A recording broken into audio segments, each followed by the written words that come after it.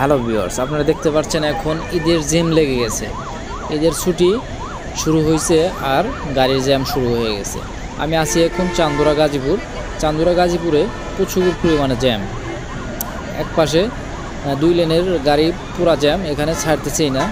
কারণ আজকে হলো ঈদের ছুটির প্রথম। অনেক ফ্যাক্টরি গার্মেন্টস শ্রমিকরা ছুটি পেয়েছে, তারা যাতায়াতের জন্য রওনা হয়েছে। আকাশের আবহাওয়া তেমন ভালো না, বৃষ্টি হচ্ছে, তারপরও মানুষ ঈদে তো বাড়ি যাবেই, সেজন্য সবাই ছুটছে, বাড়ির দিকে রওনা হয়েছে। সকল বাধা অতিক্রম করে সবার মনের ইচ্ছা বাড়ি যেয়ে সবার সাথে, মা বাবার সাথে ঈদ পালন করবে, সেজন্য তারা সবাই ছুটে যাচ্ছে বাড়িতে। সবাই যেন সহি সালামতভাবে যেতে পারে, এটাই তাদের কাম্য। এখানে এই 2 পাশের লেন মোটামুটি খালি। চান্দুরায় পুলিশের কর্মকর্তা, এরা নিরাপত্তার জন্য এখানে অনেকগুলো পুলিশের কর্মকর্তা আছে। তারা এই ওভারব্রিজের ভিতরে অনেকগুলো মাইক লাগিয়েছে। আবার ওই সামনের যে ব্রিজটা আছে সেখানে সতর্ক বিজ্ঞপ্তি দেওয়া হচ্ছে। তারপরে এখানে মোটামুটি ঝাড়বাতি দিয়ে সাজানো হয়েছে রাস্তার পারে, এই ওভারব্রিজ থেকে চান্দুরা ওভারব্রিজ পর্যন্ত। এখানে ফুটপাতে অনেক দোকান তারা বসিয়েছে রেগুলারের মতো, প্রতিদিনই তারা এই ফুটপাতের দোকানগুলো বসিয়ে থাকে। এই যে এক চাচা ছাগল নিয়ে যাচ্ছে, হয়তো বা কিনছে, না হলে বিক্রি করবে কুরবানির জন্য।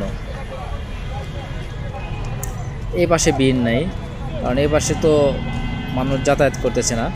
আর মানুষ বাড়ি যাওয়ার রাস্তা হলো বাম পাশে, এই জন্য পুরা বারোইপাড়া থেকে চান্দুরা পর্যন্ত পুরা জ্যাম আর জ্যাম।